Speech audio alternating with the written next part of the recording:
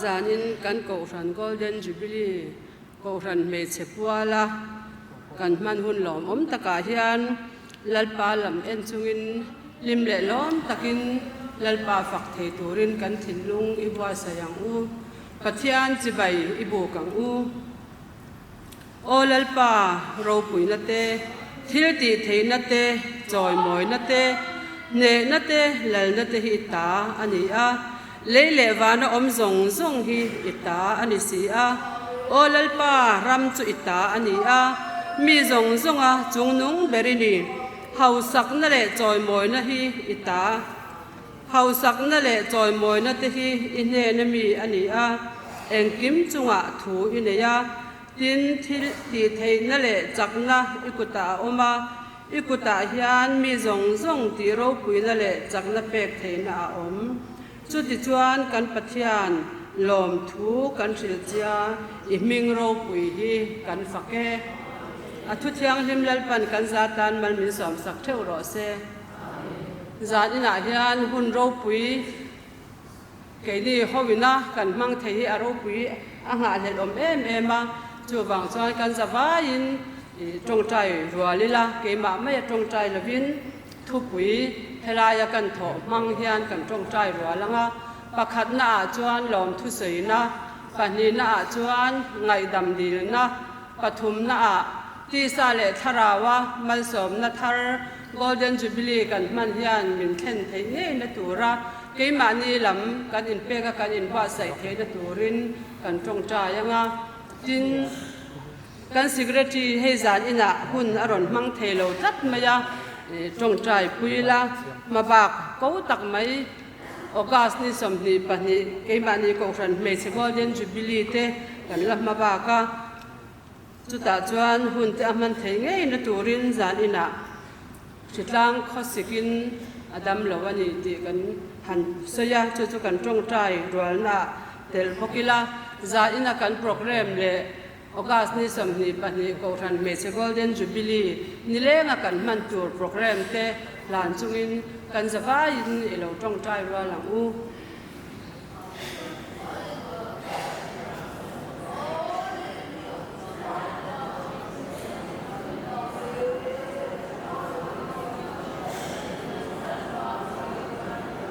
secretary kan som manga ko ran me chetu pa ni ngai thang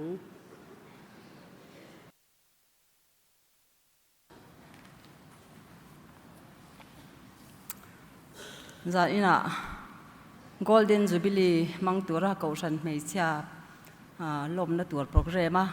local rin khom zong zong te kan lalpa iswa krista min che bai ka bu ka che u kan ngai thak to ang khanin kha kan secretary pilal man ki mi kha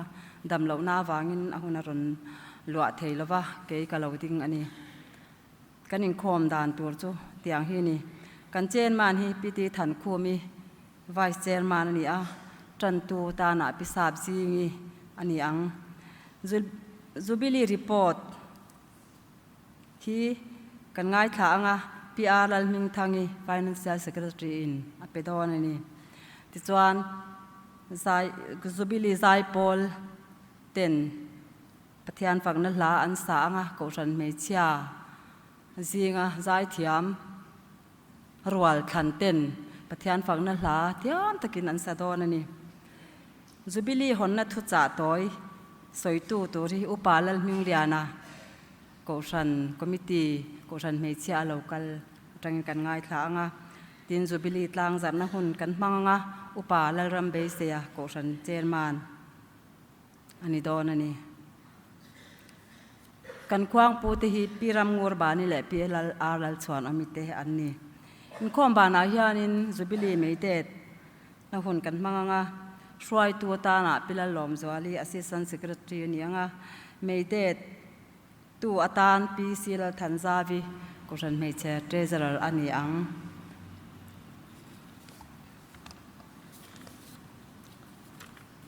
pathianin hun tha te min pek chuan kar le lama kan khom le dan tu thi kan puang nge PWF trong trai rual zan ani dona ni som pariat thlariat sang ni somni parwa hian zanda saria tran ani anga chairman ata na pilal lom zwali อันนี้อ่ะจันตัวตานปีบานลัลสวยทุบปุยสอยตัวปีตีทันคูมีอันนี้อ่ะทุบปุยตัวที่คริสต์ทุเสตัวเฟลตักนี่เฮบไรบุ้งสอมปนิจางขัดถูกค่ะอันนี้ตอนนี้ทิลเปกละคอมตัวเตฮีปีลัลเบียร์ลุนี่แหละปีลัลเฟลิเตอันนี้อ่ะเฮตกันทิลเปกฮี PWF ปวลตัวนี้อ่ะควางปูตัวเตฮีปีซีลัลโรปุยแหละปีซีลัลวันทางอิเตอันนี้ตอนนี้เฮ้อินคอมบานาฮิอานินจะนักการกันปวนไม่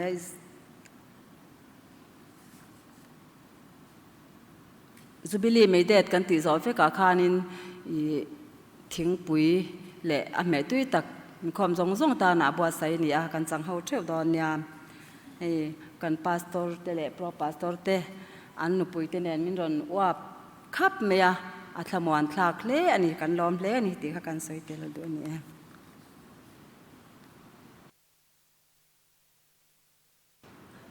จันตูพิสาบจิงิโซมัง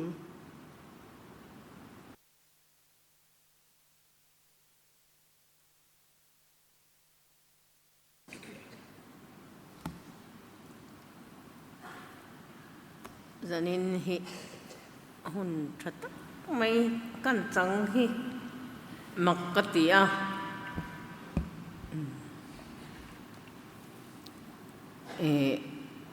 karil ro wak vela kan rong bol pui om ve talote kamit tha an chama karil ro om de reng maya chung tu kan soi mai maya ke eng ma ni lâu hi giờ đi là hun poi mò tắc mấy căn loạt tour hi cái lom em mà cái lom rolling căn tin lâu zia te cái in mua giờ đi là hiền xoay tu lui căn rồng bol pui cái ta te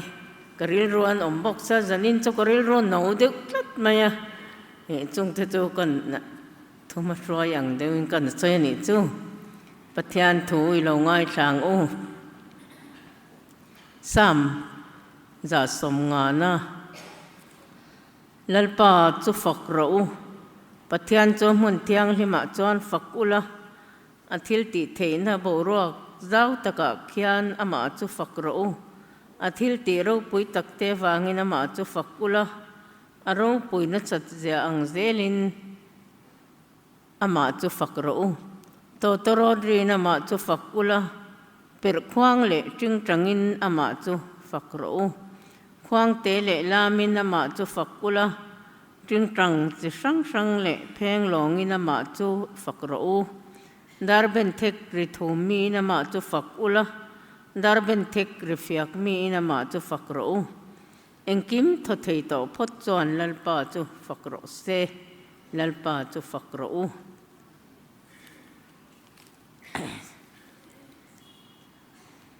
kan thu pui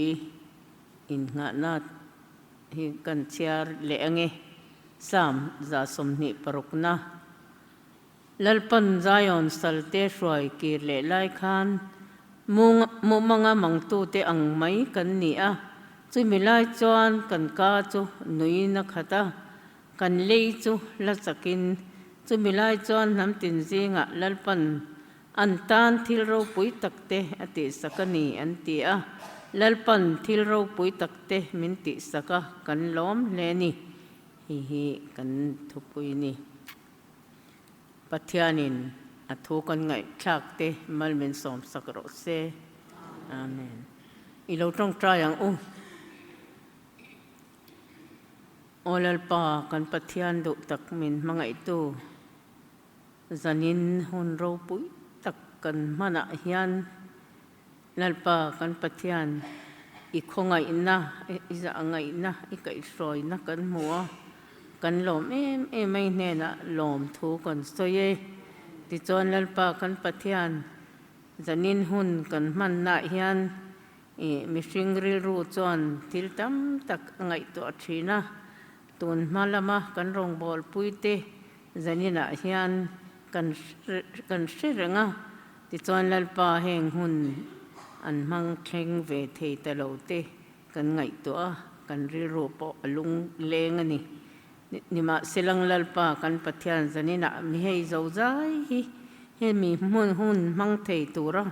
min shroi khoma wangin kan lom e ma in he na lom thu kan so ye ti chuan lalpa kan pathian zanina hian kan fak che kan choi mo che i thu kan mu ang khan nang ma fak hi kan ti tur nang ma choi moi hi kan ti tur ani mai ni in ka ria a ti chuan lalpa zanin hun mang tu zong zong te hian kan fak che kan choi moi che ni ti chuan kan hun man tur zong zong te ikuta kan la na engkim kan te piang hi ro puina alo ni theina turin le ke ni tan mal som na alo ni theina turin chung zong zong chu la li som hingin kan di la che amen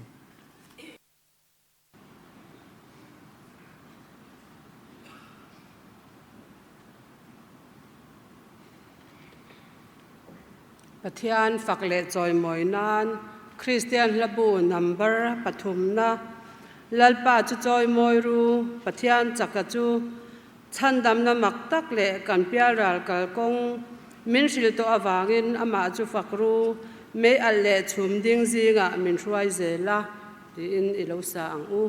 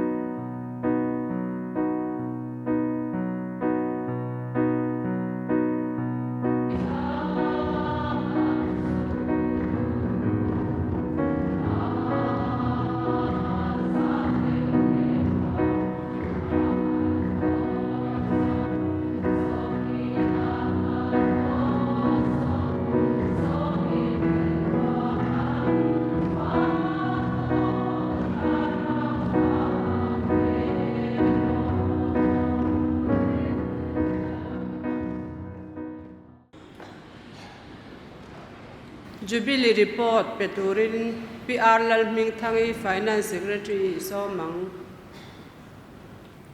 zana hian kan ngai thak tak le kan hria tak ang khan pilal mon kimi kan secretary dam lo wangin e amuna karun ding ani a kan thung trai na te shazui zel po ila atha ome din thar ko shan mei che hi kum sang kha zakwa samsari paruka din tharbeng chunga preaching station honani kuma din veng halani a august ni somni pani sang khajakwa samsari paruka adokin heng mi te hi committee member le OB ni turin than ania an zinga ami pariat lain min la dampuya kan lom hle a an mani hi ama saber ten ni bokan ming hi kan chiarange chairman pilal supui secretary pilal lian pui ani hian min la dam puya treasurer pilal ruali finance secretary pi tin sangi committee member te hi mi somni pali ani a pi thang veli pilian kungi pi sai khumi pilal hluni pi si kungi pilal hiri pilal muani kan zinga la oma pero ming thangi pilal zami pi chongi pilian hing lovi pilal moi pingur doli nulamal somi ani po hi po h1 lal shwai no pui ani a pinemi pilimpui pinai kimi pilamningi ani po kan zinga la oma pizo biak tluangi ani po kan zinga la oma piza thiangi piwanzingi ani po kan zinga la oma pi kap thangi ani po hian min la dampuya pizam veli le pizaliani te annia pizaliani po zadina po kanzinga lo tel theiani kaushan meichia te hian an ma ni pualin in khom na an nei ve ngala Sunday school in khom bana le zirtop zana arem chandan angin anin khom thina zoram meiche in khom puilian sang khajakwa somriat panga in zoram puma kaushan meichia te arwala in khom ni se ahuna tan thole zan ni ro se ati chu zomin April nili sang khat zakwa somret paruk zana tangin thole zana piangin anin khom ta ani ti chuan jing tong trai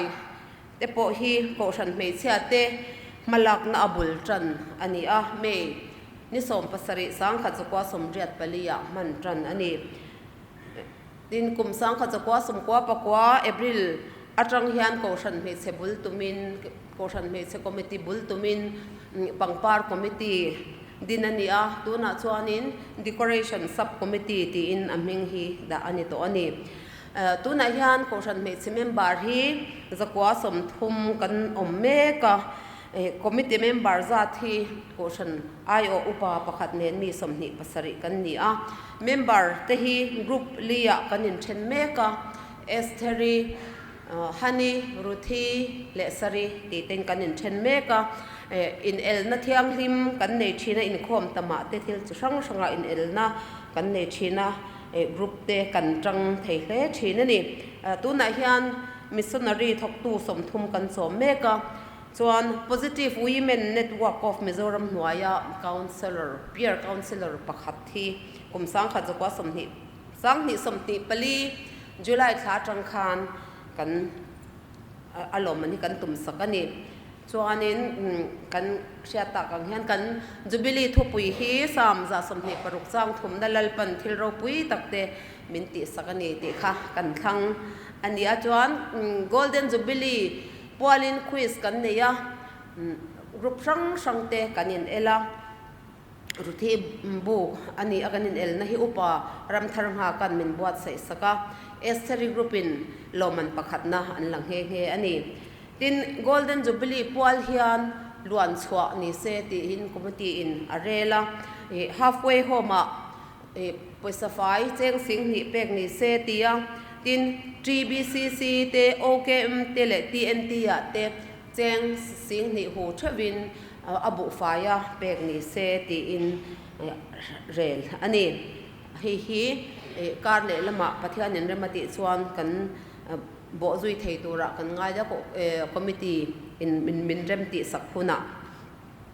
chuan golden jubilee sha rengna tan hian thuziak thatak tak telna le ko than me che committee ko than me che member atam thei ang ber lan na thalak magazine kan buat sai boka chu hei tuna kan ko than chairman in an tlang zaranga tin mak te po an tlang zaranga hemi zo in khom bana tang hianin lei thein a om don heng he a souvenir magazine hi chengza in a lei theianga mak hi cheng somnga in lei thei ani don bokani tin bi pen le bookmark te se amani boka pen le bookmark ro hi chu a thonin August ni somni panni ko than me che puala roine na ni lenga kan lomna phuna khan kan semdo na ni kan pathian min roina ro pui tak kan sia a kan mut chewa alom ema atir te atang khan no pangte ni maila kan seve pha ka dor piven thara kanin khom thina dor piven thara tangin heta kan in son pheya dor piven thara tangin intermediate kan ni lai ania chuan senior kan chawak kan bai vai ema khatyanga tanga bultan atir te tanga lo ve te kha kan ni a alung len thak ani ti kha kan soitel do a bu fai tham khon tuwa min ruata ka khon ve lo china ni ti te kha mani chanchin kha kan soi ve do a chang chuan in han khon chak lo chung kwa te an lo ve a min bel tu pilal su pui he na ka khon to don lo he mi te chung kwa hi an sual si no pang na chuan sual si ti te kha kan ni ma se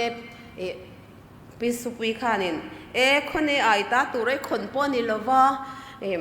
an lo pek tho se chuan na tha ni mai lom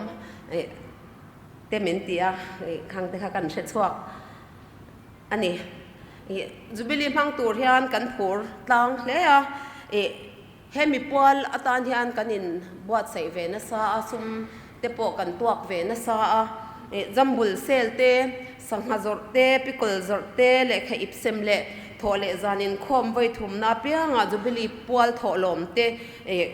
kan tho a khatang khan ma kan la a heta kan sum tuak thing khom zong hi cheng noi ni le singa sang sari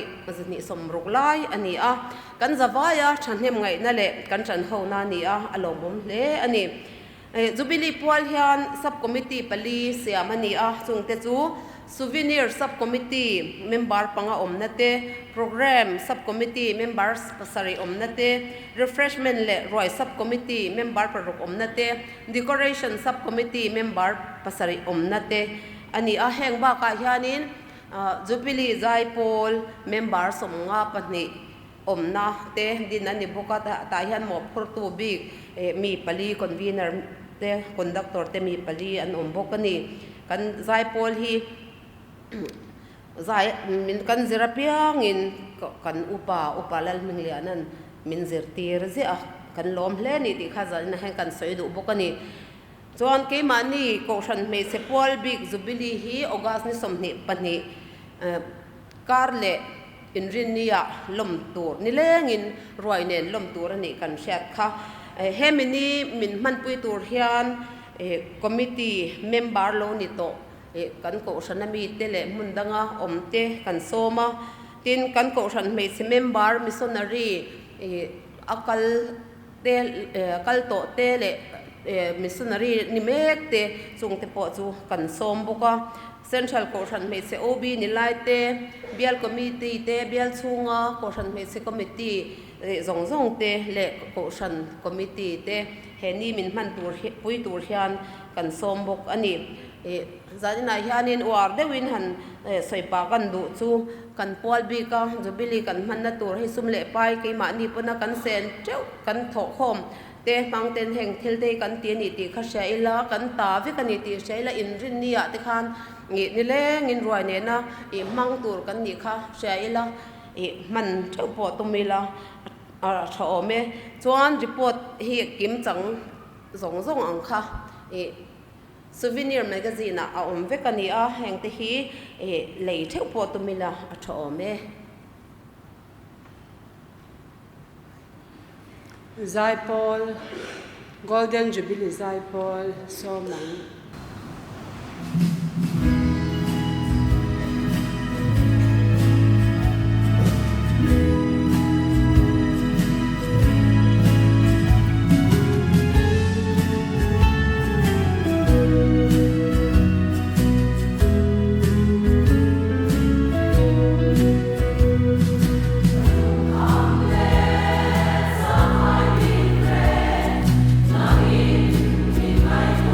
Sa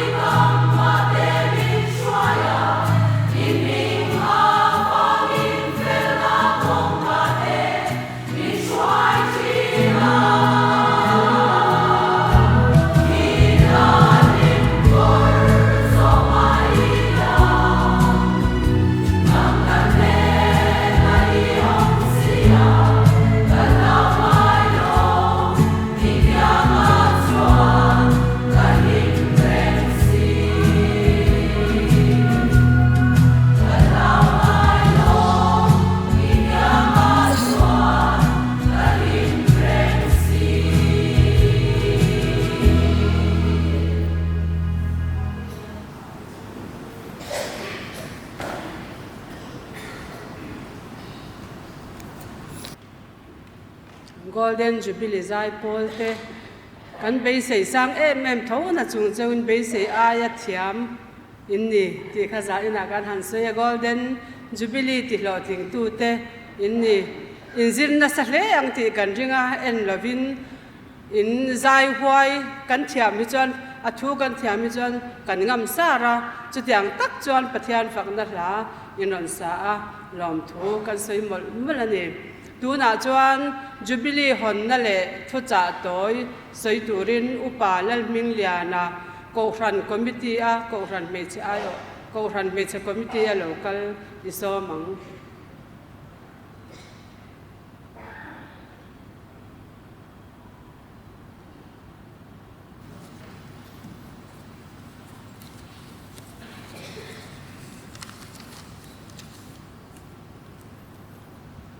Masain zanina jubilee lom tura local song te kanal pai Iswa Krista hingin sipai kabuk cheu ni ei zanin chu thuma ruai tle ma song te han nei ve ila zanina hiam kausan golden jubilee lom na hun chu ta chung kausan mai se program a hun poi mo ber mai ka han sangot mai hi lo mom ka ti hle maya hey golden jubilee kuma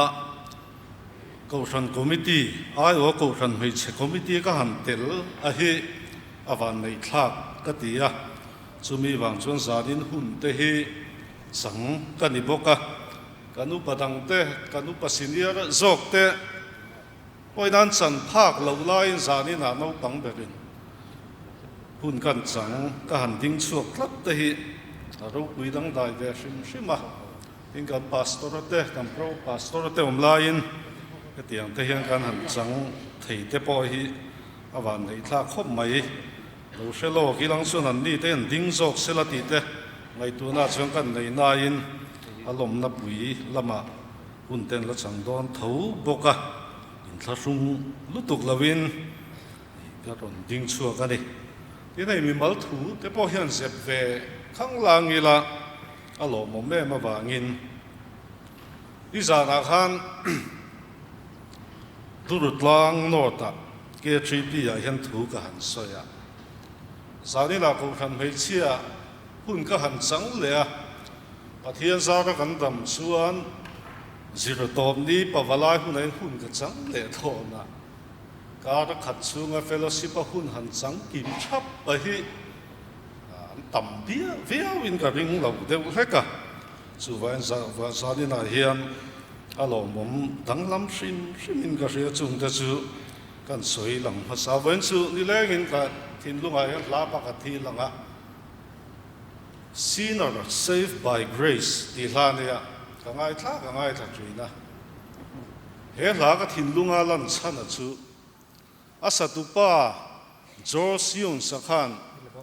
ankom na testimony asoya he la chungcha nga hian fakna la sain hei le chen hi kan local to a Grammy te a choi moina ro pui tak ka dong to thina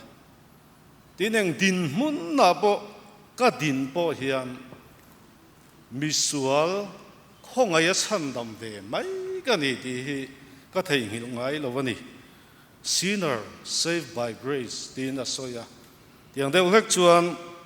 zana hian kei pathian khongai na kan chang ve mai a pathian khongai na wanga misual khongai na chang ve mai ina hetiang hun kan han chang te hi ani hlo thla ke mai chu wen thuma nei ngai lu tuk lo mai la kan nei ve deuh ta tua ani ti chuan mai che golden jubilee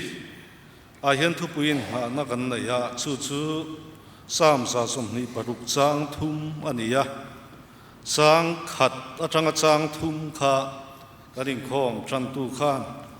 aron chia ra kan ngai thato a zani na hian thil dang han soi kan tum na in he kan thu puin ha na tho a hi a khu hon na thu cha to ya liang in toy te in soi kan tumanga Jubilee hon na le thu cha toy ti ni ya a thu cha toy zo khi an soi ma sai tai la chu mi zo a Jubilee hon na te an nei chun zom tai la thain ka ria ti chuan kan thu cha kan thu puin nga na a kha kan ngai tha to nei na toy tho boka kan thin lunga a cham le zual theina tang kan chiar an non le nge sam za som ni paru sang khatatang chang thum pathian thui lo ngai thang u lalpan zion salte shuai ki le lai khan mumanga mangtu te ang mai kan nia chumilai chuan kan ka chunui in a khata kan lei chu thlasakin chumilai chuan nam tin zinga lalpan an tan thil ro pui takte ti sakani an tia lalpan thil ro pui takte min ti saka kan lom hle ni pathian in thu kan satan mal som ro se amen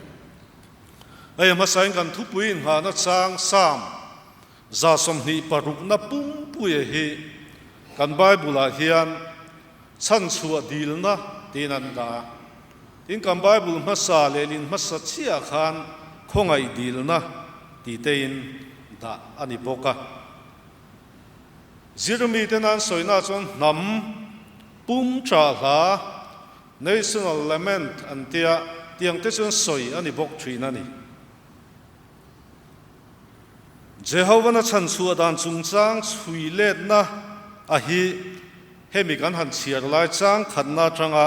sang thum na hian kan hmuwa sang khat na hian lalpan saltang te ruai ki le lai chon mu mang nge mon ti hial thu te kha sam siak tu hian a han soya an bei se em ma se lo thleng nga yang em ti hriat bok si lo kha pathian in a ron thlen ti ra an lom hle ni ti sang khat na kan hu ni an hlim sia thu ai chang ni na kan an mu zuya bible le lin thara phai chuan kan nui hom homa limin kan au chel chula lalpan thil ro pui tak ati sakani hi nam dang te chuan an tia tin le lin thara hian da ania nam dang te poin an ta na pathian na tho ro pui tak su an hriat pui thu kha sang hi na hian an soi ni tin a sang thum na dot le a hian chu thu dik takani thu kha aron nem nget le boka lalpa chuan thil ro pui takati sakan lom hle thu kha aron ta ra lang ta lalpan thil ro pui tak min ti sakani tin pathian ham than an ni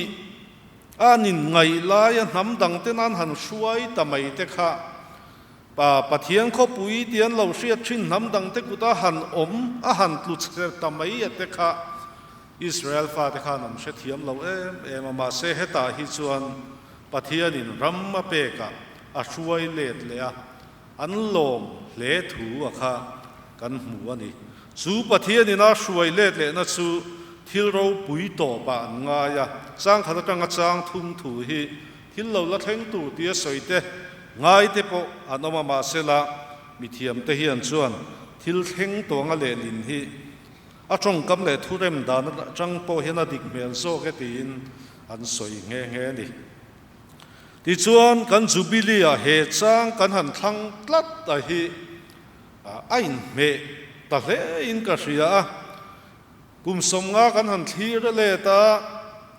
ko ran mai chedin tir ani khan suai tu ma sa te din hun dur te khan ngai tu le khan an bai bai le thini na rin oma mit tuinen tu hun an na yang tin lom chunga seng hun te po khan nei bokin rin oma ni tuna chuan Israel fa te sultan na changan kiran hamdang te na lalpan an tan thil ro pui tak te ti sakani an tiang chia khan kei ni point lalpan thil ro pui tak te min ti saka kan ti thei ta ne ati ramitlem te ka tuna chuan sakua som thum kan han ni ta te tinin khom har sa te mem lai pathian thu wanga ding het lat ruai tu masa te wang khan tuna chuan hetiang din huna hi kan han thleng ta te hi lalpan thil ro pui tak min ti sakani ei zani nain khom kan than hem hle mai be sei kan be sei phak bak kan in khom ani chung ko din chua na kan hruai tu ma sa te chung in khom lo wa vai pui ma sa tu te nutam tak trong cha ya fa te pathian lama lo hruai tlat te wangin kan ko shan na chang point pathian thu thiam te pathian thu zira chuak tin pastor te missionary te rong bol tu tam takan lo chuak ta to ta te hi nu te trong chai na ra ni ti da dang le chuan sam ziak tu hian lom na chan pani anai ang hian kai ni po nung lam kan hoi kir chuan kum som nga chung khan ti sual kan han tlak hiam deuh sang te hata san na sang sang kara ngemo khatiang ang kha thil to tam tak kan na yang ma se chung kara minom pui tu pathian ne na chuan zanina hian lom thu soila tin malam kanen chuan bei sei na thara nein golden jubilee hi top na ni lovin bulchan thara le na turani kan thate tan nakin zel turatan lalpa hian thilro puimin lati sak se lang ti bei sei chungin lom chungin zanina hian ko ran hote ko ran mei chia te hi kan kal zel tur poni ti chuan he golden jubilee kan thlen hian Deuteronomy bung riat chang hi thua thalera kum somli hruaina song song cheu u kong chu sereng ro tiangin lalpan kan kong song song amin hruai to na te kha hre thara leila miriam in amo sia chan chuan hnual him taka hla sang khan kai ni po him takin pathian tanin pe thara leila kum som nga kan tlin hian kum som nga dang thirila kan tu le fa te kuta kum som nga om le tu ra hi lalpan kan ta ne nge lo ti to ti kan khil sun som sel tur po ani bok ani ti te kha zana hian hre tharila te khin thu pakhat ka sira chuan nu pakhat hiam bong pui kum som nga chunga bula avoi khat no nei changin chung kwa choma hu te chang te na choma ti chuan tholom te lo pe mi chan pui thil tha tam tak in chung khu ra kha at tung ding chawani kum som nga lo liam chuan chu a bong chu lo pa lo thi ve ta mitam takin an khongai ma se chu nu chuan kalom em ani min lom pui ro he bong hian lalpan thil ro pui tak min ti sak tam ziam in hriat chua tir thina ni tin asoyati kha toite ka chia ra fuwa zadina yang kai ni ko shan mai chia te po hi kum tam tak kum som nga set kan local to a lalpa mal som na kan don na sat zia te le sem dar na sat zia te ngai tu chungin pathian he na hian lom thui sei ze lam u zadin golden jubilee kan han thleng mek ta hi lom na hun hoi kir le na hun lein pek thar na hun ani tu na changa kum som nga danga po kan tha ten kanu kapi te he na khan lalpan thil ro pui takalo ti to anti thainan he golden jubilee hi in pek na tharane I mangang u pathian in a thu kan satan mal som ro se amen le hei jubilee hon na ti khani a zanina hian kauran golden jubilee kar ania thalai lam chuan meite tin kumbul lama khan an lo hong to a sanina nu hovin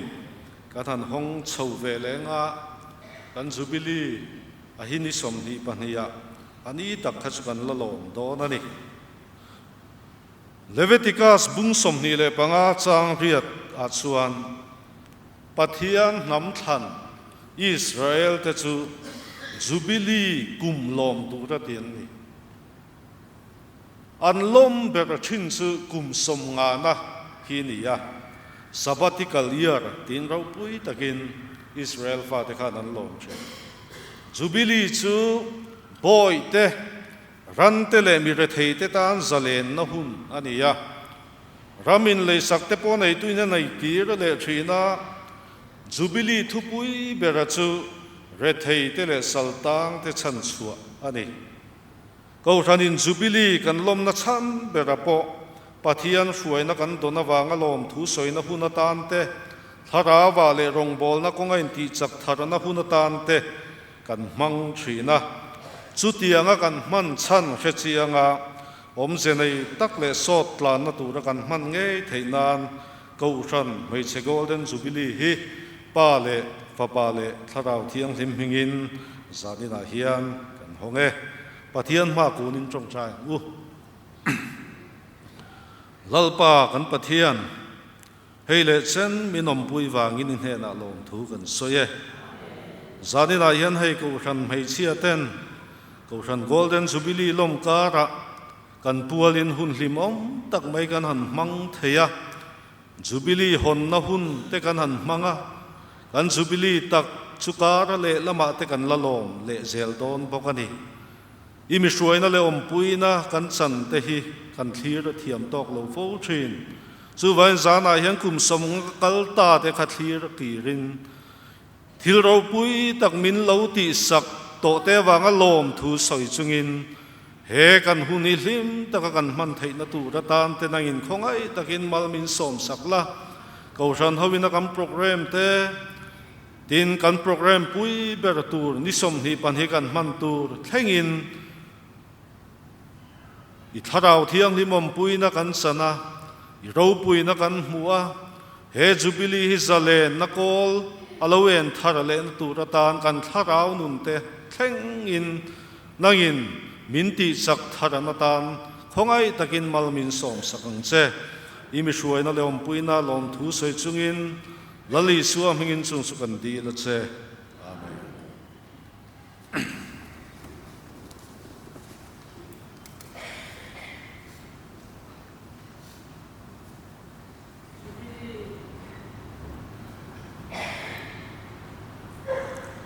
Savinyar tlang zarna kan neyanga tlang zartu upala rambei seya ko ran chairman isama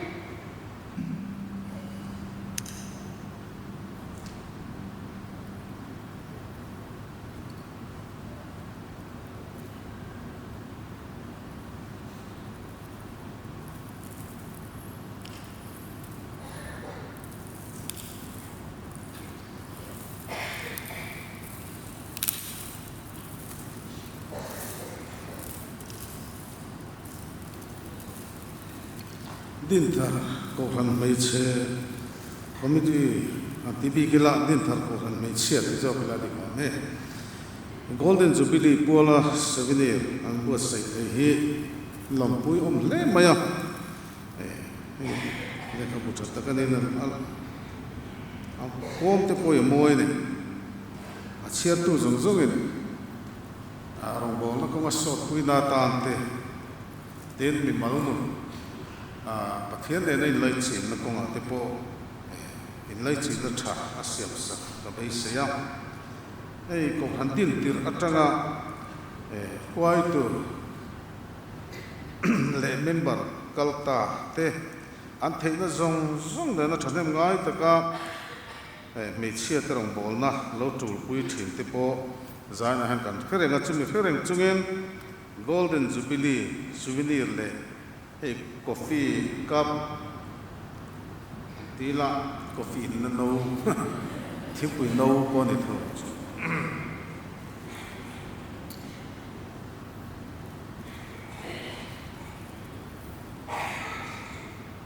lom takin pale tharau thiang lim mengen karili se le không bạn anh lấy hà là chú no hi chú release lâu nè